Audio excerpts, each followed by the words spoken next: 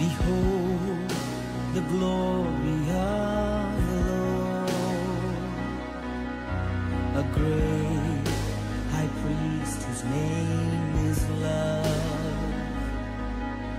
My life is written on his heart, majestic is our God.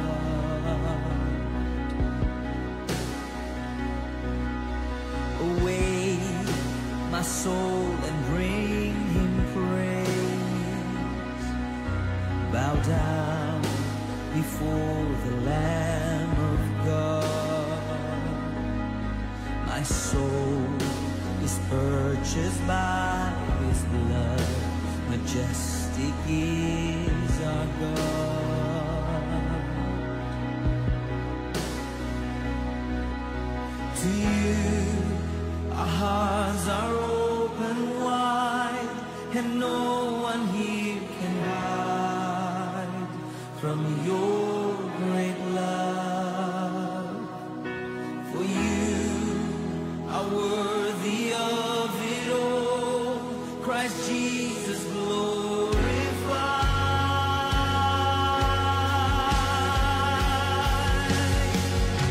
Because our sinless Savior died, and he rose from the dead, my sinful soul is free. By grace and grace alone I'm saved. Christ Jesus paid it all. Christ Jesus paid it all.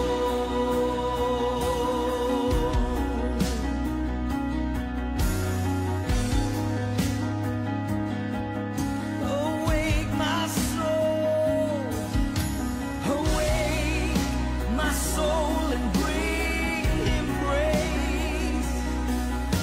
Bow down before the Lamb of God. My soul is purchased by his blood, majestic is our God. Oh, to you our hearts are open wide, and no one here can hide from your great love. For you are worthy of it all, Christ Jesus glorified. Oh, because our sinless Savior died, and he rose from the dead, my sinful soul is free. Oh, by grace and grace alone I'm saved. Christ Jesus paid it all. Oh, Jesus, let every heart and soul rejoice. We welcome you with praise. We welcome in his name. Exalt your name with highest praise. Christ Jesus glorified.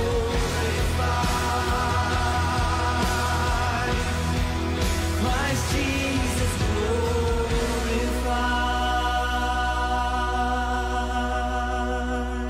Oh.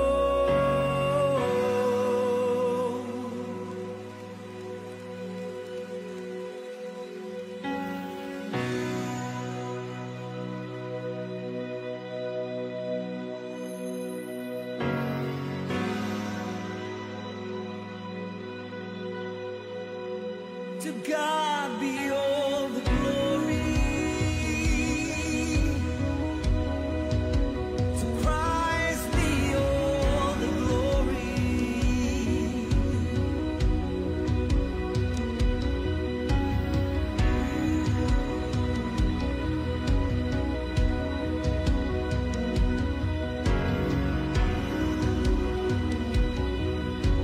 To you alone, oh God.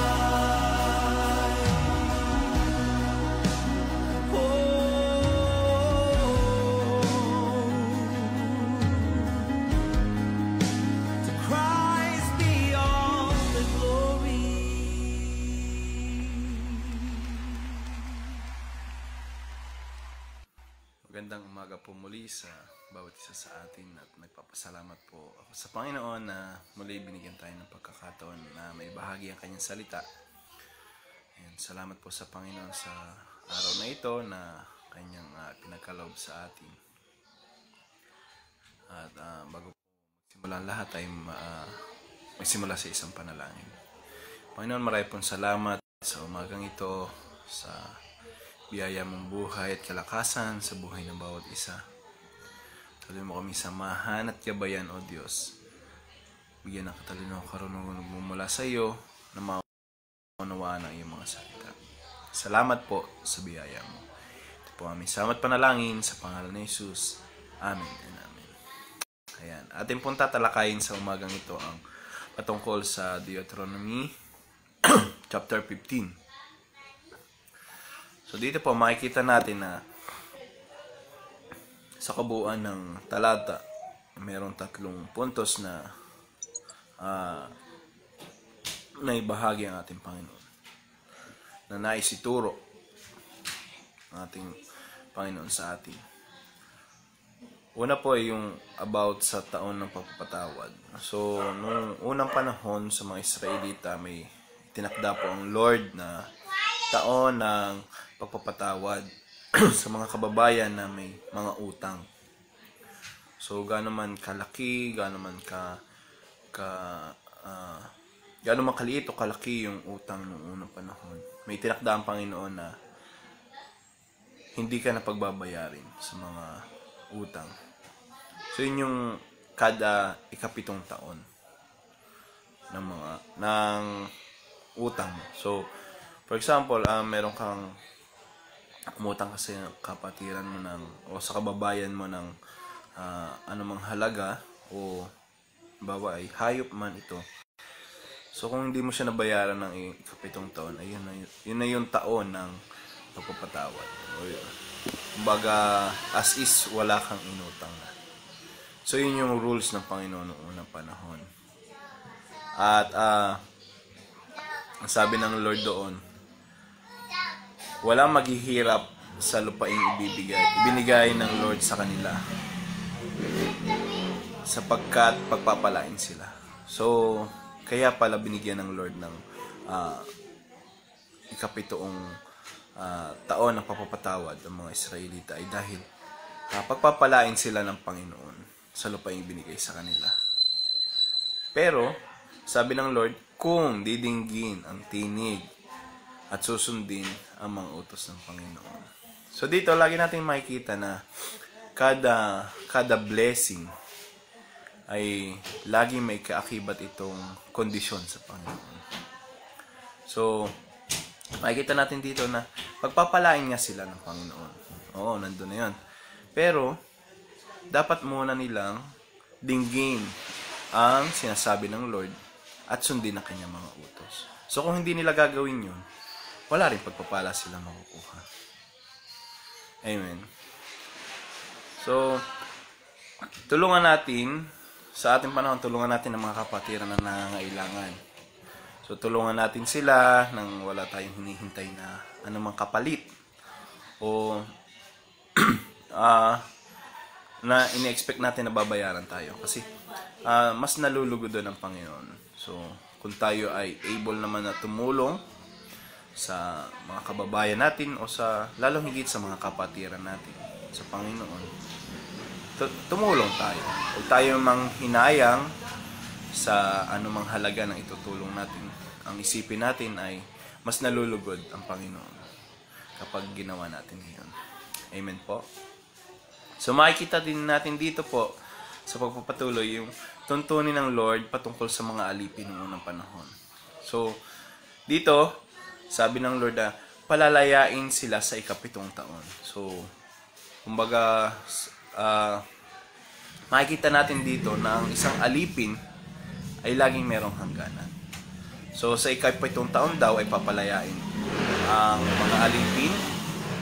So, hindi lamang sila papalayain, kundi bibigyan din sila ng mga bagay na tinanggap mo din o na natanggap mo galing sa Panginoon. For example, pinagpala ka ng Lord sa mga halaman, sa mga prutas, sa mga hayop. So, ganun din yung pagpapalang ibibigay mo sa iyong naging alipin pagdating ng ikapitong taon. So, kumbaga, maging grateful ka sa Panginoon at tulungan tayo ng Panginoon na maging i-share natin yung mga blessing na natatanggap natin. Kumbaga, sabi doon sa alipin, hindi siya aalis na parang alipin pa rin siya. Kundi aalis siya na masaya dahil pinagpala mo rin siya. So, by that ay nagiging channel of blessing tayo sa ibang tao. Kasi pinaalala din ng Panginoon doon na minsan lamang din sila kasi naging alipin. So, makikita natin doon na laging may katapusan ang pagiging alipin. Laging may katapusan ng paghihirap. Kaya huwag tayong mawalan ng pag-asa, mga kapatid. Pagkat buhay ang Diyos at tapat ang Diyos sa kanyang mga pangako. Amen po. Ayan. So, sa ikatlo po, makikita din natin dito na mayroong pagbubukod sa mga panganay na hayop. So, sinabi ng Lord sa chapter 15 ng Deuteronomy na ang mga panganay na lalaking hayop ay dapat ilaan sa Panginoon. So, dapat itong kainin ng inilalaan sa Panginoon. So, kung ito ay pilay, ito ay may sakit, so hindi natin dapat ito ialay sa harapan ng Panginoon. Ang tinatanggap lamang ng Panginoon ay yung walang kapintasan ng mga alay. So, ayun po, at sana ay may natutunan tayo sa umagang ito. Dalangin ko na matutunan natin na i-share yung mga blessing na natatanggap natin sa ating buhay. Amen po. Dalangin natin na patuloy tayong tulungan ng Panginoon na ibahagi yung mga natatanggap natin sa ating mga kapatiran at naniniwala ako na pagpapalain tayong higit ng Panginoon pag ginawa natin yun. Purihin po ang Panginoon at tayo po'y magwakas sa isang panalangin. Panginoon, marami pong salamat muli sa biyaya mo at habag sa aming buhay. Salamat po sa pagpapala mo at sa mga salita mo na amin na pag-aralan. Dalangin namin na tulungan mo kami na patuloy na maging masunurin sa iyo. Dinggin namin ang iyong tinig, O Diyos. Sundin namin ang iyong mga utos. Pasagay kami iyong pagpalain. Pag kami pinagpala mo, Panginoon, magiging way ito para makatulong kami sa iba, para maging channel of blessing, Panginoon. Minsan pa, Panginoon, salamat sa iyo. Pinupuri ka namin, dinadakila, pinapasalamatan. Po, may samat panalangin. Ang lahat po ay magsabi ng Amen. Ayan po, marami pong salamat sa inyong lahat at sa inyong pakikinig at pagpalain po tayo lahat ng Panginoon. Amen.